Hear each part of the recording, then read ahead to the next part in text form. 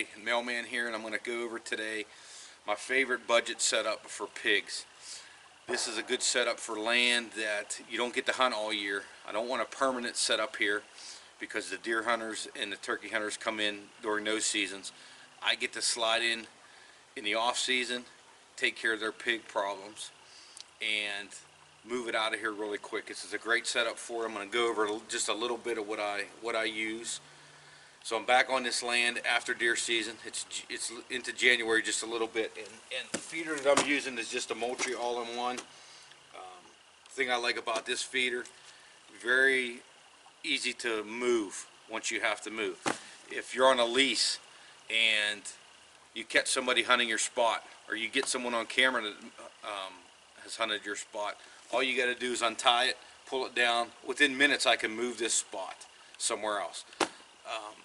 I'm on a property, like I said, that the deer hunters get to hunt. I don't want this stand on here all year. Those big stands are great because you don't have to fill them up as much.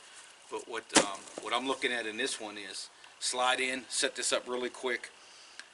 Once turkey season comes, 10 days before turkey season, I pull it out of here quick. If I take quite a few pigs off here, I can move this feeder really quickly. Just untie the rope, drop it, and haul it off. It's very compact. It fit in that box, so I can move it very quickly. Batteries is a big thing with me. I hate dealing with the 6-volt or the 12-volt batteries. $12 a pop. I gotta buy them. They don't last very long in the cold weather.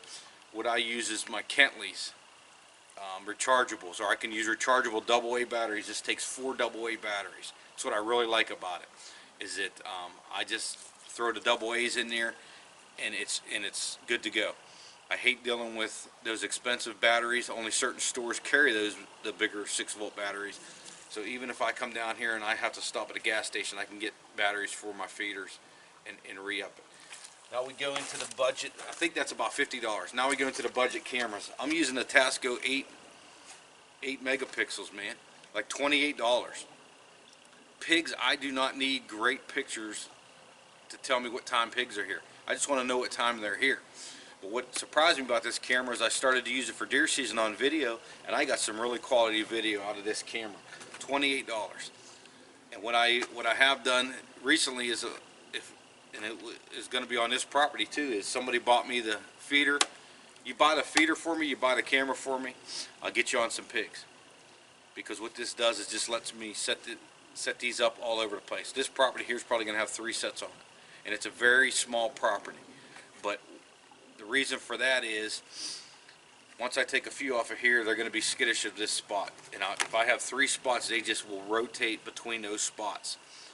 And I'll be able to stay on these pigs all year. One of the best qualities I think that I'm able to do, and I have, is stay on pigs all year. It's easy to go in and kill pigs. It's going to be very easy to kill pigs here. We put the feeder up, I'm going to kill pigs on this set right here. It's simple.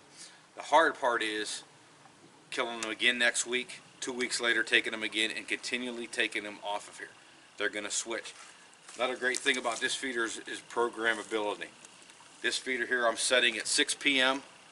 I'm close to home. I'm 30 minutes from home here. I can be here by 6 after work. It's getting dark really early. So I could be here at 6, then I set it at midnight, then I set it at 5 in the morning.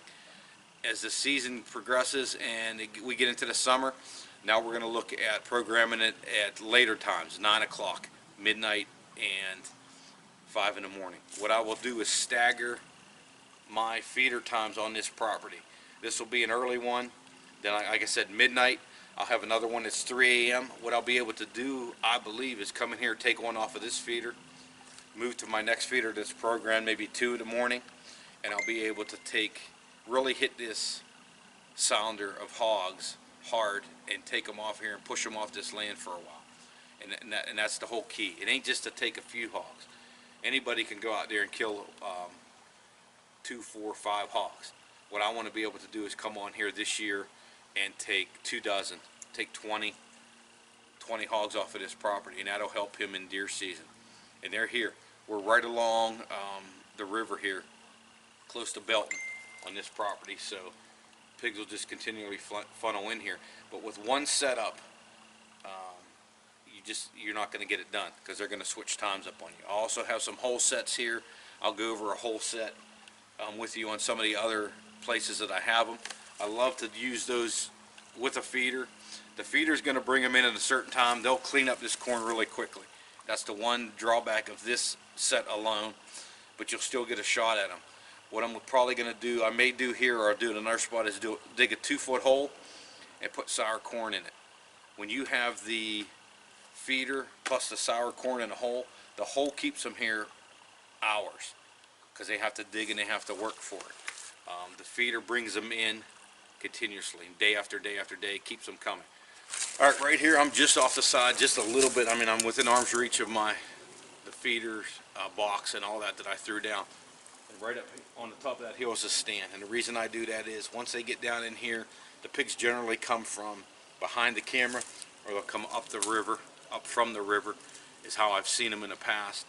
And I am above them. Even if the wind's blowing this way, I believe my scent will be fine.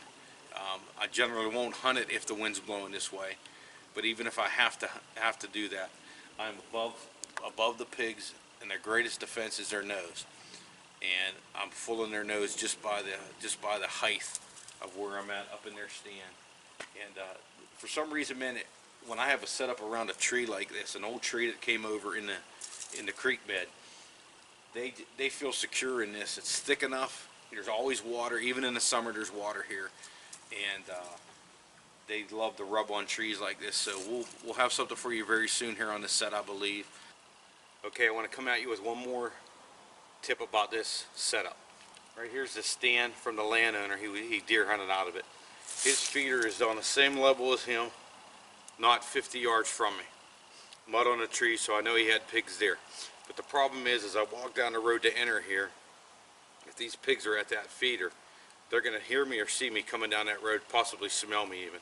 The best thing about this setup now, at this stand, my approach is right behind you. My truck is sitting within sight. Even if I park right there, I'm not going to spook the pigs at my setup. I can walk right to the top of this tree. As I get to the top of this ridge, and I look down at my setup, I can walk in on pigs. Sometimes you will walk into your setup and they'll already be there and you don't want to spook them. I can slide up and pull my hunter to right here or myself right here, and we could take a shot at the pigs that are already at our setup. That setup there, while good, and you may take some pigs on there, if they're there when you walk in, I think that they'll bust you. This is another little tip, another little thing on your setup that's the difference between you getting a hog that night or you possibly spooking that group off of your bait.